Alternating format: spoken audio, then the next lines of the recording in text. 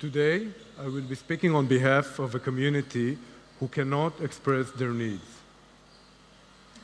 There are 1.2 million of ALS and other locked-in patients worldwide, and sadly, this number is growing. Those people are perfect in their minds, but they are locked in their bodies. The current communication devices are very expensive, and the lucky few who can afford them still can't use them in a variety of situations when they are not in front of the screen of the devices. EyeControl has 3 advantages over the existing devices. First, it is wearable. It is always on you.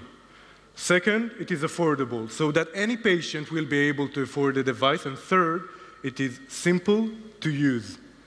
In EyeControl, we don't use the screen, so instead of the visual feedback, we have an audio feedback, so that the patient hears what he wants to say instead of see it.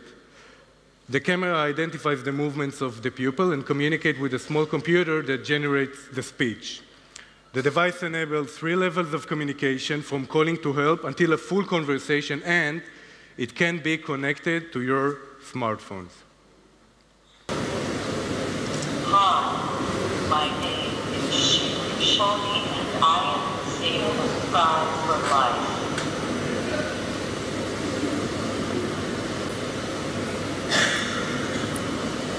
What you see now is the first time in the world the locked-in patient independently communicating without a screen. Thank you.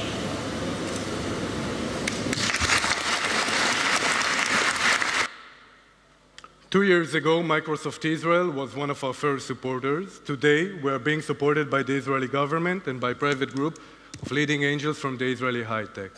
Last August, we received a letter from the UN stating that this project will change the lives of millions.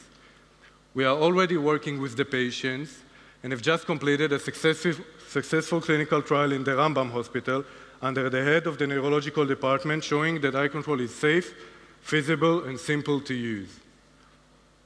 We won the venture competition in Israel against 116 other Israeli companies and got the honor to represent Israel in the global competition.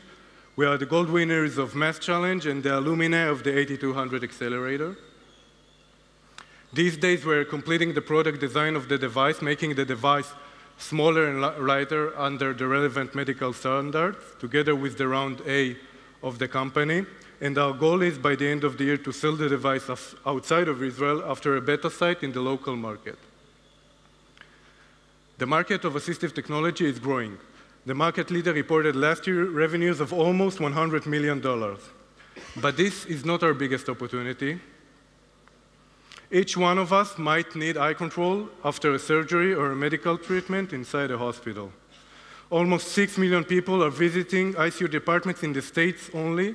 40% of them cannot communicate with the medical staff because of ventilation, gas, oxygen masks, or just fatigue. EyeControl could help close this gap and save time and costs to the medical centers and hospitals. Now let's talk a bit about the numbers.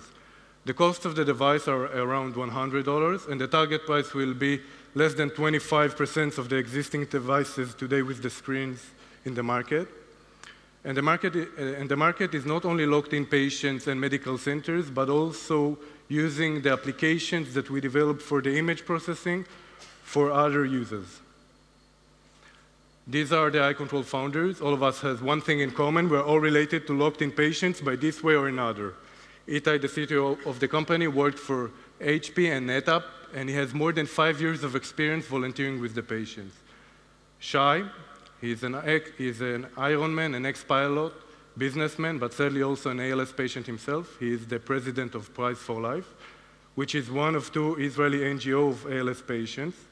Shai opened for us the gate to the community, and he showed us what are the features we need to have inside the device.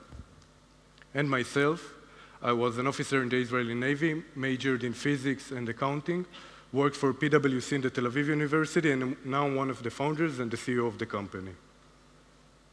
This is a picture of me and my grandmother almost 30 years ago. One day, walking on the street, she suddenly fell, and a few weeks later, she was diagnosed with ALS. By the time I had my first vacation from the Navy, we were already communicating with a large wooden board with letters on it. Back then, I could see the need for this kind of a device, and today I have the honor to work with ALS patients, and I witness EyeControl's impact. And together, we will change this reality. We will give locked-in patients their voice back. Thank you.